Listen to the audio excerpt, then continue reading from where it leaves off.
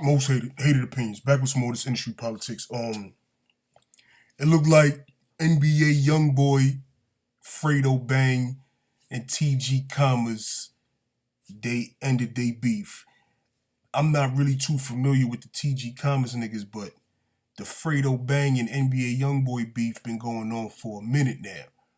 So they said they settled their differences on a phone call earlier this week and are coming together to do a Christmas drive for the community in Baton Rouge on Saturday.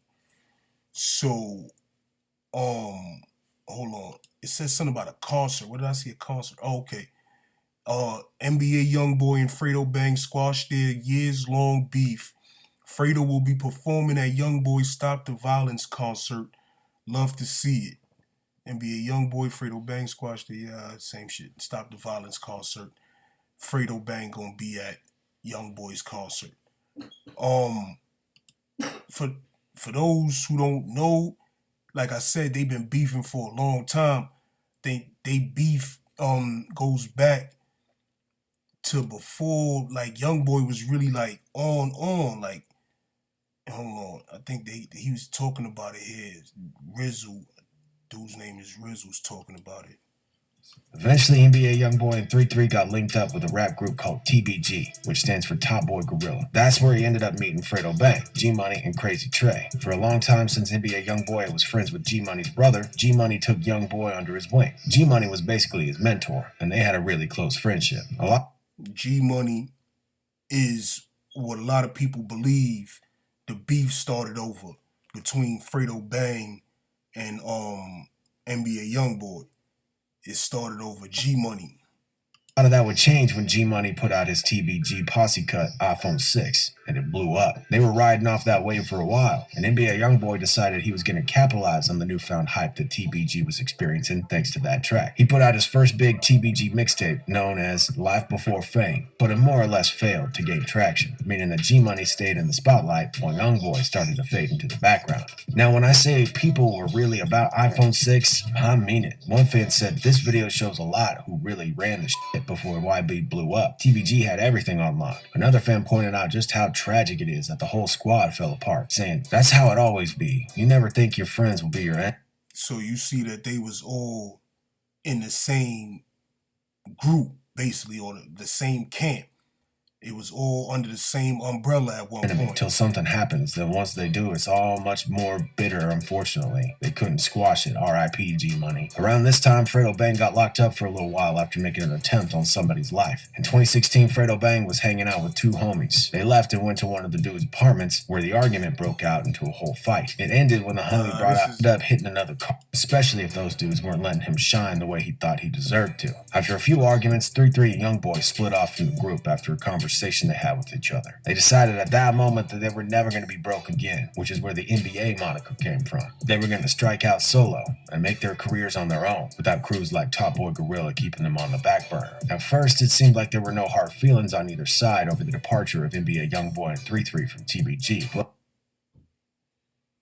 that wouldn't last very long. Historically, YoungBoy's been known for repping 38th Street on the north side of Baton Rouge. TBG is from the south side though. YoungBoy was cool with TBG, but the other half of the south side by BBG, also known by Bottom Boy Gorillas. TBG and BBG had beef. Then became a big problem when YoungBoy made up with his cousin Boozilla, because Boozilla repped BBG. Suddenly, the past friends and collaborators were at odds with each other, and YoungBoy was caught in the middle. Obviously, TBG didn't like that YoungBoy left and struck so basically out on his own. But the fact that he stopped fucking with them and started fucking with the ops in their eyes.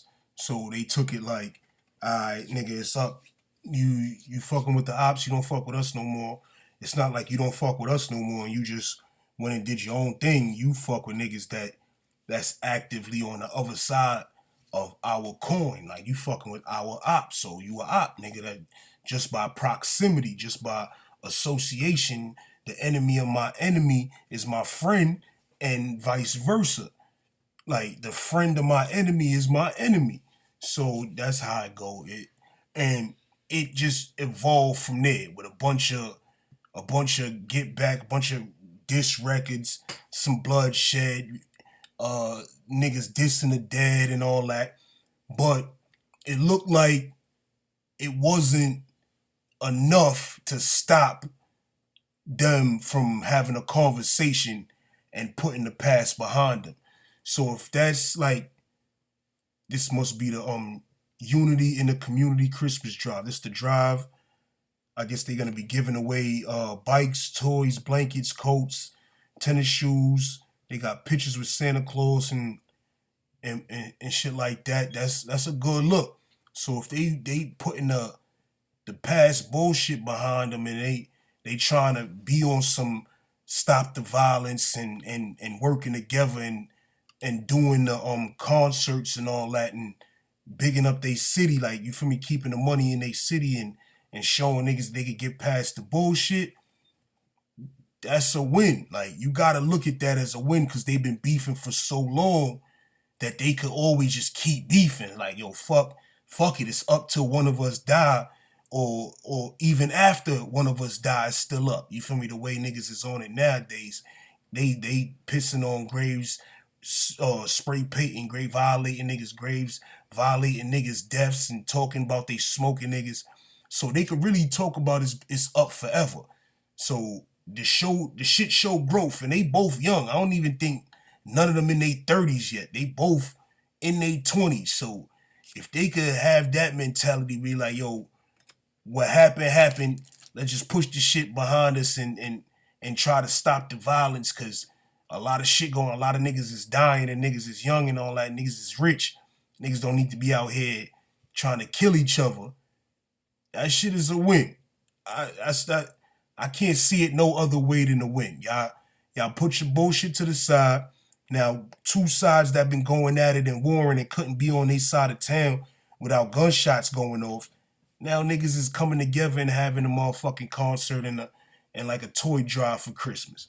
You can't see that as nothing other than a win. So you gonna leave that bitch right there. Most hated opinions. I'm out this bitch.